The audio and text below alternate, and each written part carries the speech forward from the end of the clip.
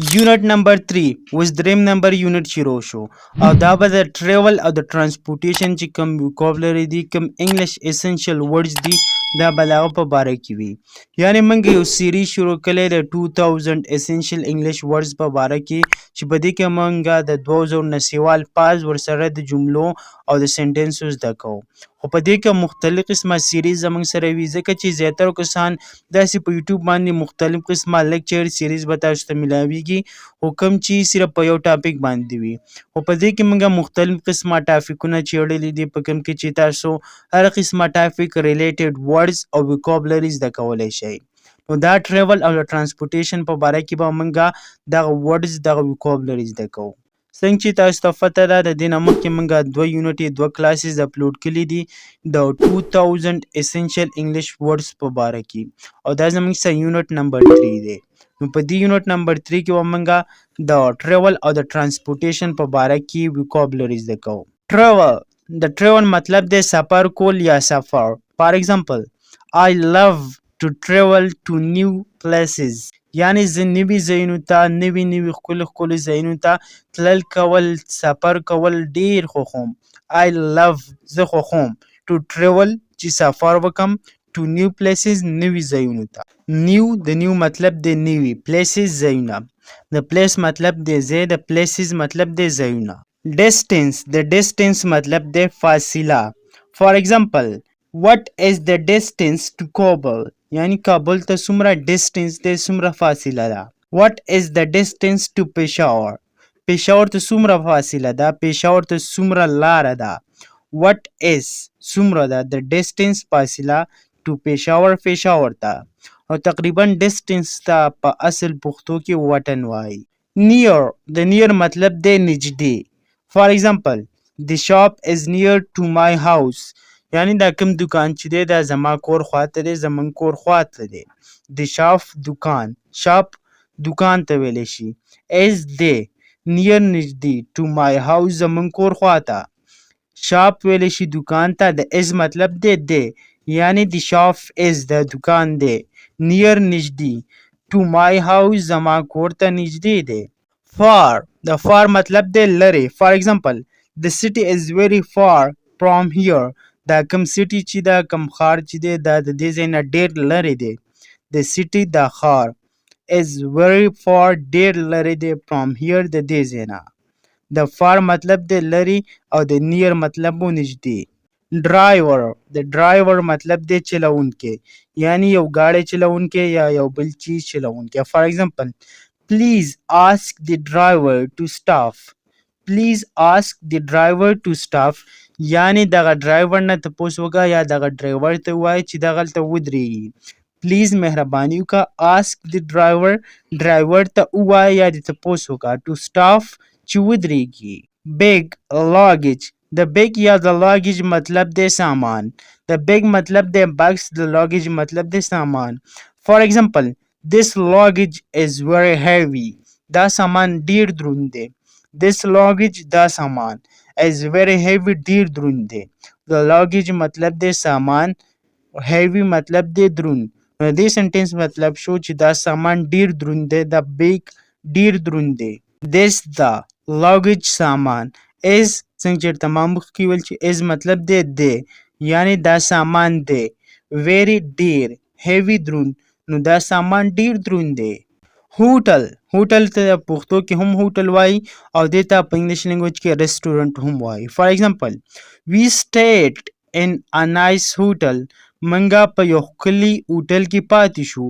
We stayed منګه پاتې شو منګه ایثار شو in a nice hotel په یو ښکلي هوټل کې یعنی منګه په یو ښکلي هوټل کې پاتې شو.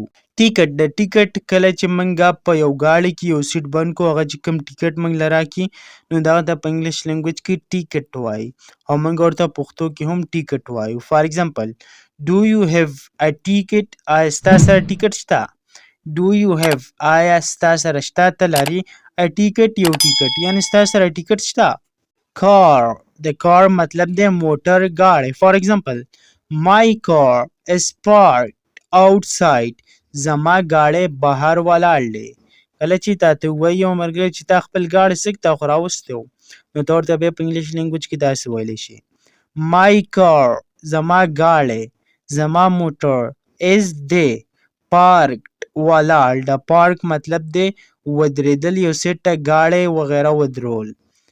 outside بهر، یعنی اکثر به تاسو کتي په مختلف ځایونو کې وړوکي بورډونه لیږدېدلي په هغه باندې لیکلي نو پارکینګ، یعنی د دې مطلب دا دی چې دلته د ګاړي مه ودروئ، دلته د ګاړي ودرولو اجازت نشته دی.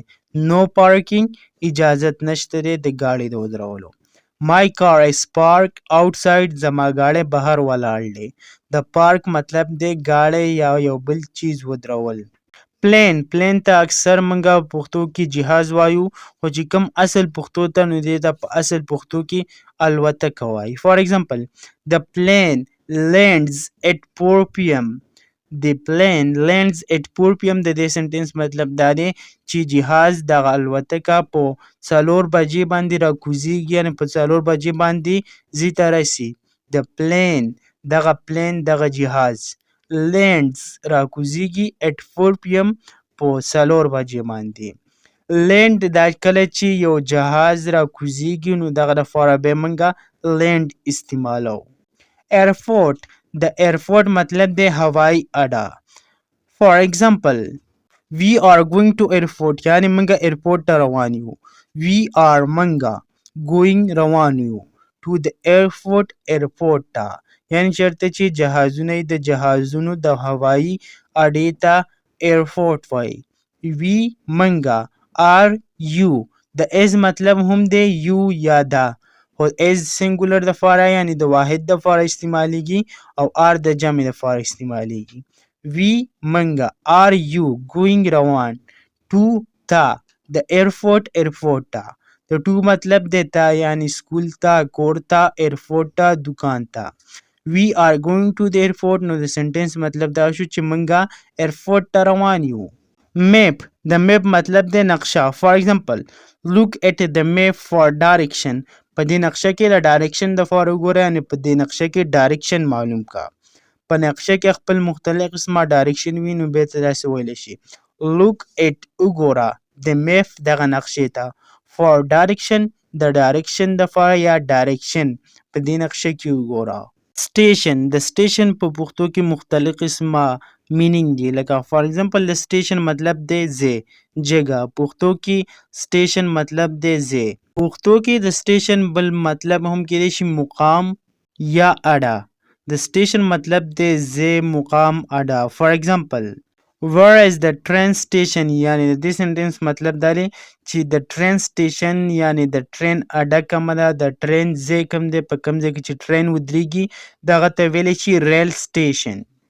د سټیشن مطلب دی اډه، ځای یا مقام. نو د دې سنټنس مطلب دا دی where is the train station، د ټرین سټیشن چېرته دی، مقام چېرته دی، ځای چېرته دی، اډه چېرته ده. where is چېرته دی، د از مطلب دی دی، د ټرین دغه د ریل ګاډي سټیشن مقام ځای. د سټیشن مطلب دی ځای، لکه پولیس سټیشن. نو د پولیس سټیشن مطلب څه شو، د پولیس مطلب دی پولیس او د سټیشن مطلب دی ځای، مقام. نو د پولیس سټیشن مطلب شو هغه ځای په کوم ځای کې چې پولیس وي نو دغه ځای ته پولیس سټیشن وایي. او پولیس سټیشن ورته ځکه وایي چې سټیشن مطلب دی ځای او د پولیس مطلب دی پولیس. نو د پولیس سټیشن مطلب دی د پولیسو ځای. نو زما امید دی چې تاسو به په یونټ نمبر 3 کې هم ډیر الفاظ او جملې زده کړي وي. او یونټ نمبر 3 دا د ټریول او د ترانسپورټیشن مختلف قسمه انګلیش اسنشل ورډز په باره کې او په کوم کې چې موږ مختلف قسمه انګلیش اسنشل ورډز زده کړه. په دې پسې به زمونږ کوم سیریز چې دی کوم چې موږ د یونټ نمبر 4 دی هغه به د یوزفول ډیلی ایډورب په باره کې وي، یعنی زمونږ په روزمره زندګۍ په ژوند کې چې کوم یوزفول ډیلی ایډورب دي، کوم وربز دي نو دغه به موږ زده کوو.